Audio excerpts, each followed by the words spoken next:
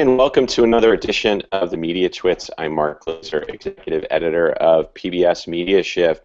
Today we're going to be talking about the news that Comcast will buy out Time Warner Cable, creating a very large cable pay TV operation, what that means for cable bills and pay TV around the country. We'll also be talking about the Winter Olympics at Sochi and the effect of social media and memes going around Sochi problems, including dirty drinking water and all kinds of memes that have happened at the Olympics. Have they distracted from the games themselves? Have they added to them? The Olympics has also has kind of restricted the way that athletes are able to share on social media. They have a lot of restrictions around that and around video.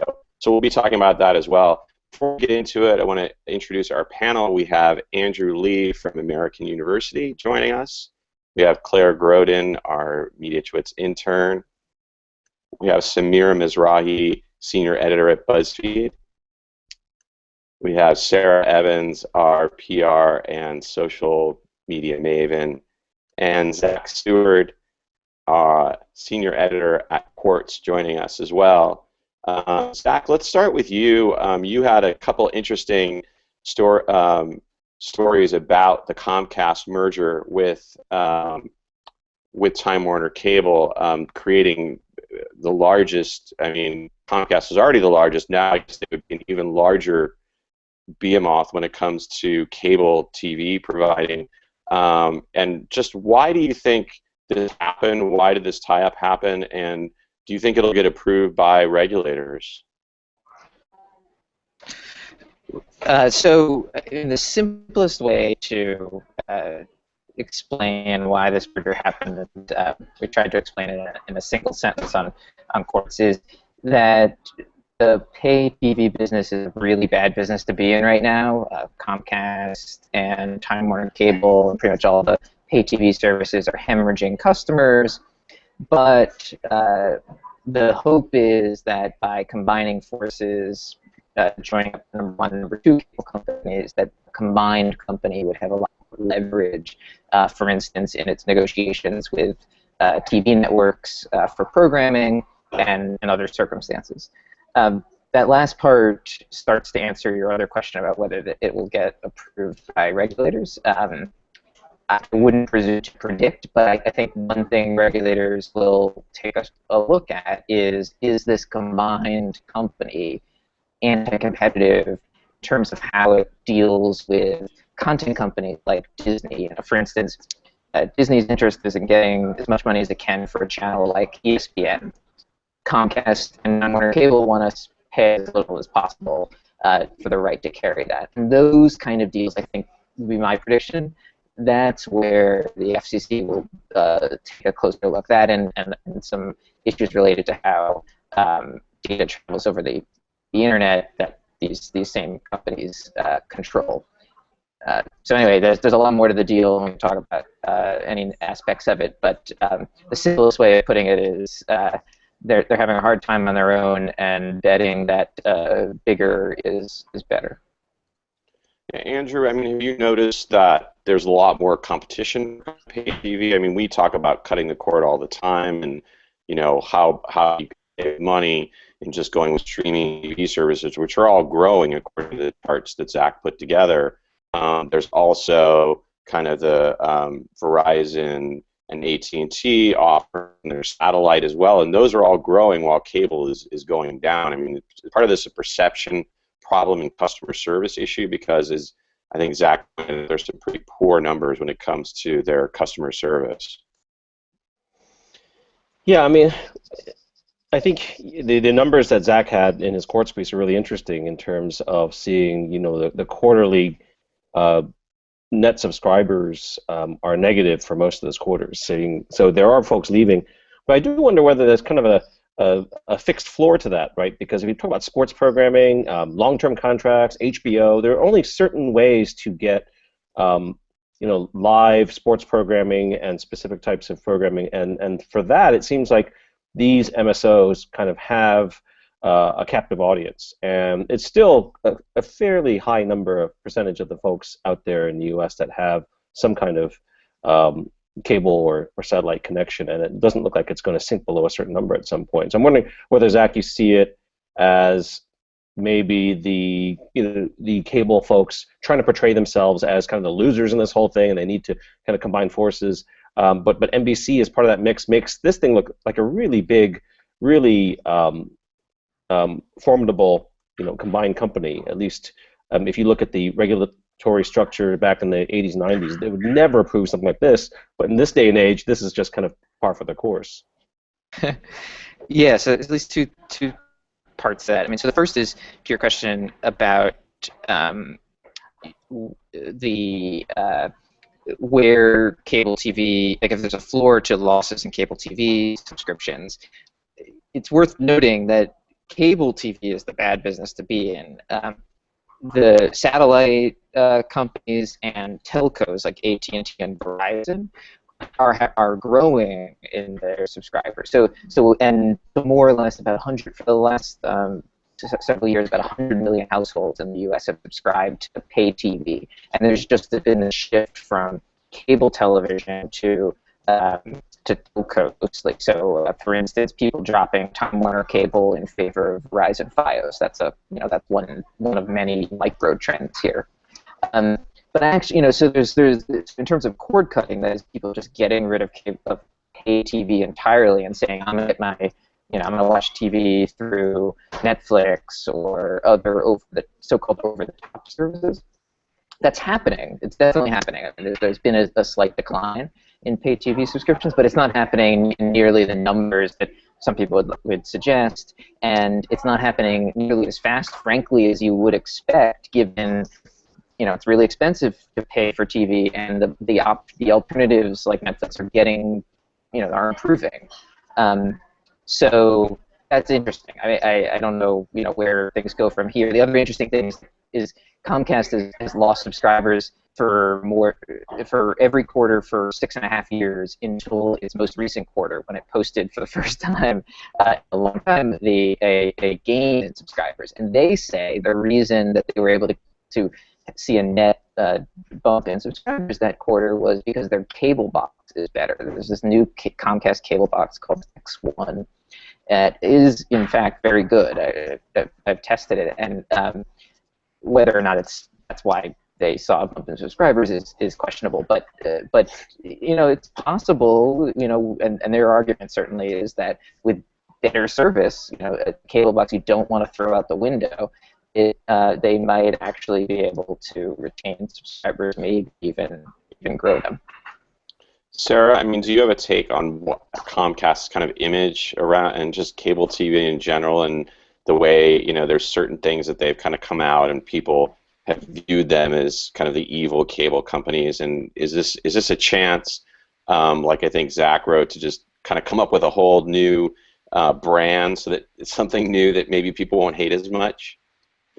Well, I think part of this, one of the most important things to realize is that it's the cable service providers themselves are not competitive among one another, and in fact many of the companies work together to create products that will benefit the entire industry. So I'm guessing that part of this merger or acquisition is to allow more advancement to happen rapidly, to obviously secure more consumers. But I think from a public perception, we'll see that the consolidation helps with more industry cooperation, that they'll maybe be able to build more product standards that allow for all cable service providers to provide better quality, especially if they see that the data that Zach mentioned, that the better cable box resulted in more customers. That's something that I think then will push further. The other thing is that it's not only cable that many of these companies are providing. They're internet service providers, they have home security, they might have other systems rolled up in the bundle that are other products that they share. So I think we'll see, I think we'll see some interesting things. Yeah, and there's still growth in internet service providers. Comcast still is growing, and a lot of the cable providers are really finding a lot more success in providing internet service. And even when people might cut pay TV, they'll still use them as service providers. Andrew, do you think that this is something where they're going to have to innovate to kind of compete with their other players? Is it not just about getting bigger? Yeah, I think so. I mean, I think I'm fairly sympathetic to the cable providers and trying to change with the times, right? I mean, if you look at someone who's just exiting college, probably Claire in a few years, when she gets her own place and moves to where she's working, her priorities in terms of what she'll pay for monthly is going to be, probably your mobile bill first, and then maybe some kind of internet access, broadband at home. But the idea of paying $100 to $120 per month for something that is, based around appointment viewing in front of a TV in your living room, I think for Claire's generation, that's something that is just an insanely high monthly cost. So in addition to the almost $100 bill for your mobile, you've got to pay 100 plus for what's at home. So I maybe turn the question to Claire, like, if you look at the landscape of, digital lifestyle that you have in front of you, where does cable rank in that whole equation? I think in general, my generation is used to not paying for a lot of things. I grew up not paying for news ever. I don't pay for TV ever. Most people freeload off of each other's Netflix accounts and go around the New York Times firewall to get their news. We won't tell anybody. Don't worry about it. So I can't imagine most people my age who are just getting out of college putting that high in their priority list. So it could be that cable subscribers are moving the same way that evening news subscribers or evening news watchers are. That it's kind of the older generation, and the newer folks who are 20-somethings and 30-somethings care much more about 4G on their mobile than anything else. Yeah, and to kind of segue into our other topic, it's interesting that if you want to watch live feeds of the Olympics, you have to be a cable subscriber of some sort to log in order to watch it online or to watch it on the app. And that's another area where I'm sure people are just kind of sharing their logins and, to try to get around that if they are cord cutters. So let's talk a little bit about what's happening with the Olympic Games in Sochi. Kind of started off with a rough kind of public face to it, with a lot of things not being built in time, issues around stray dogs being rounded up and killed in Sochi, that a whole effort had to be made to save a lot of them, and then all the problems that have happened since then with the half pipe and just the drinking water. It's just been kind of a mess in some ways.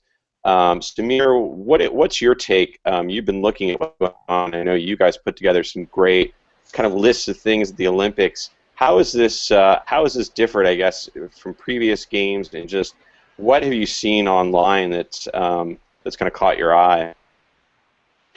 I think as time passes, the internet kind of accelerates things, and from previous games, we've never had as much internet in our face as we do now, from London 2 years ago. So I mean, there's definitely more coverage and more reporting about it.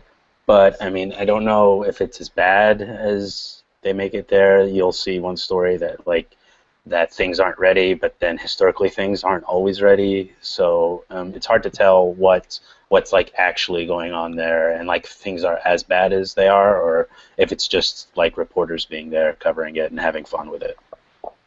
I mean, our biggest story was the Sochi problem story.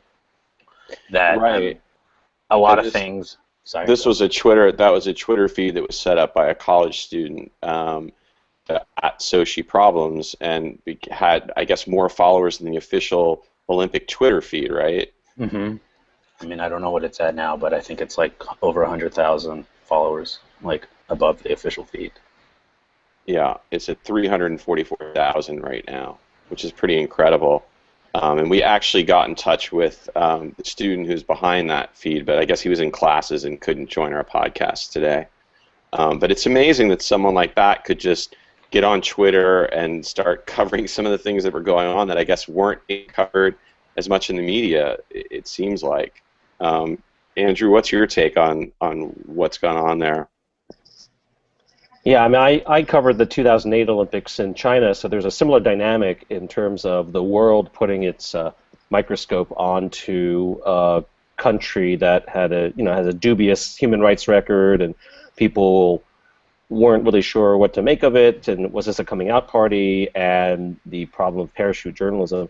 I mean, China, back in 2008, had the advantage, or had the dynamic at least, of a recent earthquake that got a lot of global attention, so I don't think there was the same mood in terms of piling on. There's some sympathy there. Also, China had a much better PR strategy in terms of loosening up a lot of things for journalists beforehand, so that was kind of a charm offensive. And then social media was just emerging, so that was kind of like the first Olympics with Twitter as part of the background, and it was kind of a novelty, and you still didn't have this whole ecosystem of memes and things that were popping up second by second. So I think it was an interesting dynamic then. That you always have the problem of parachute journalism, of all these folks who don't either know sports or the country going in there.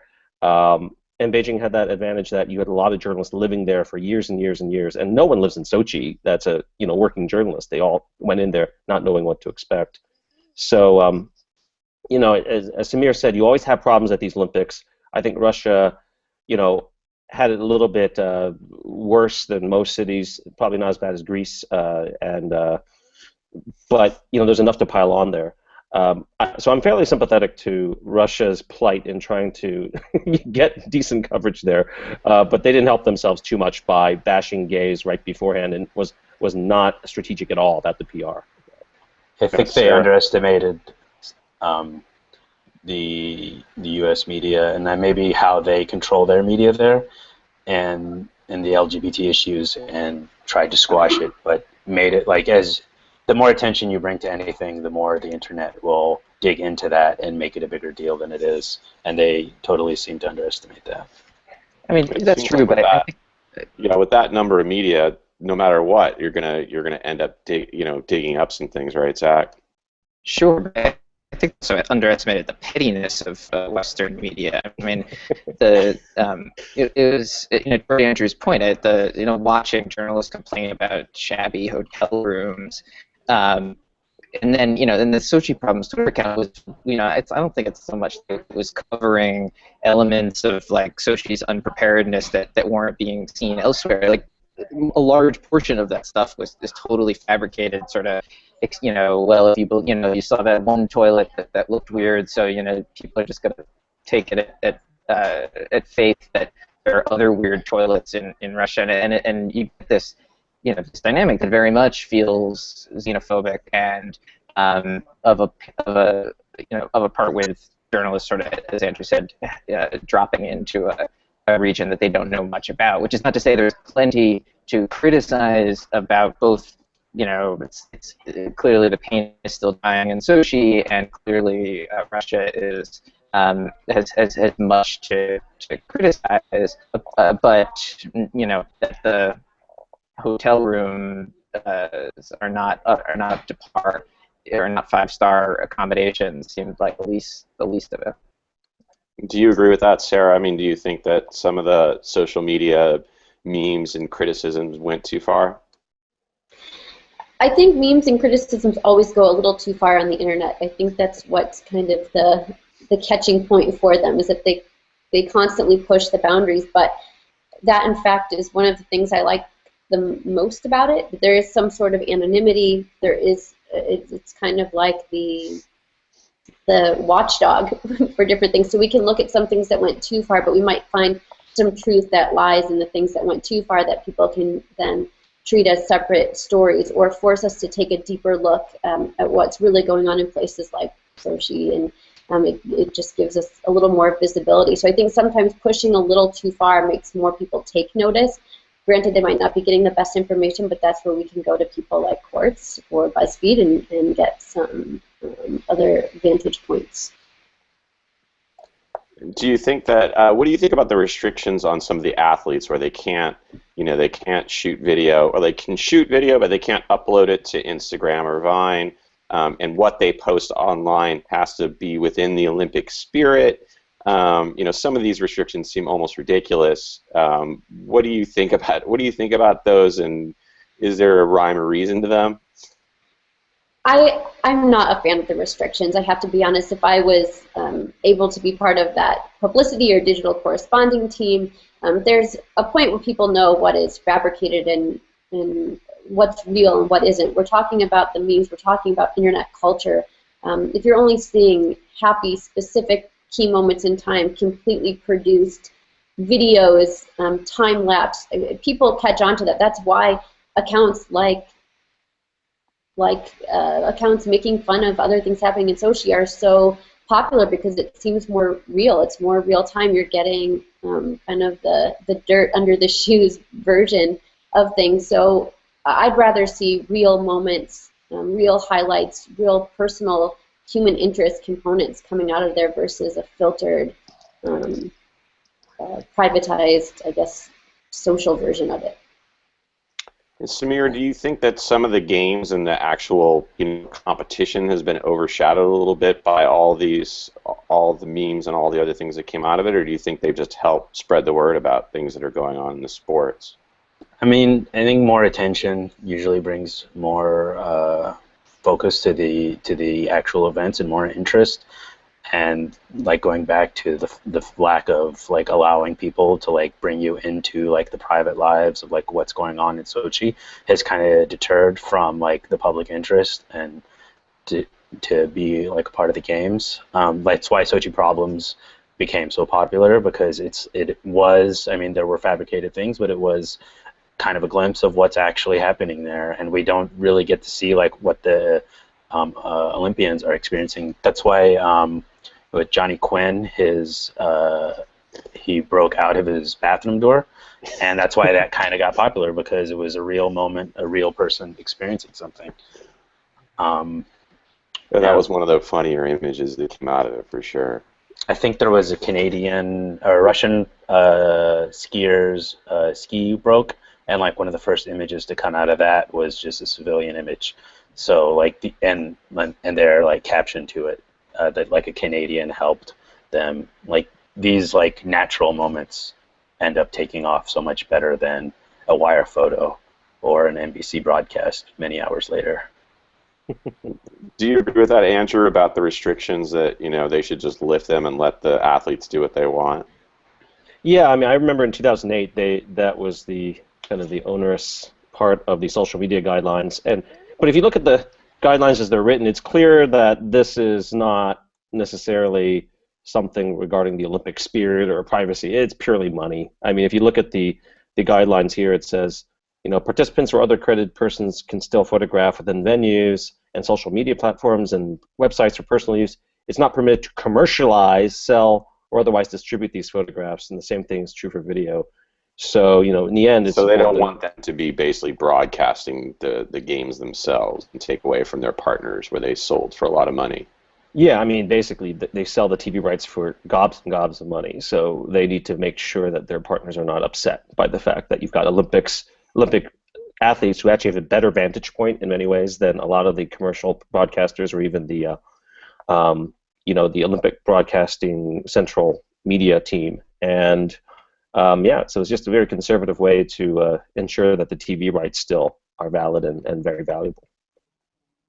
Well, thanks, guys, for joining us. It's an interesting discussion. We'll be following what happens with Comcast and Time Warner, as well as the Olympics, both on TV and online and on social media, because it's always best to have more screens than less. I want to thank everyone for joining us, PBS and the Knight Foundation for making this podcast possible. Be sure to watch the Mediatwits each Friday at MediaShift at pbs.org/MediaShift. Have a great week, everyone.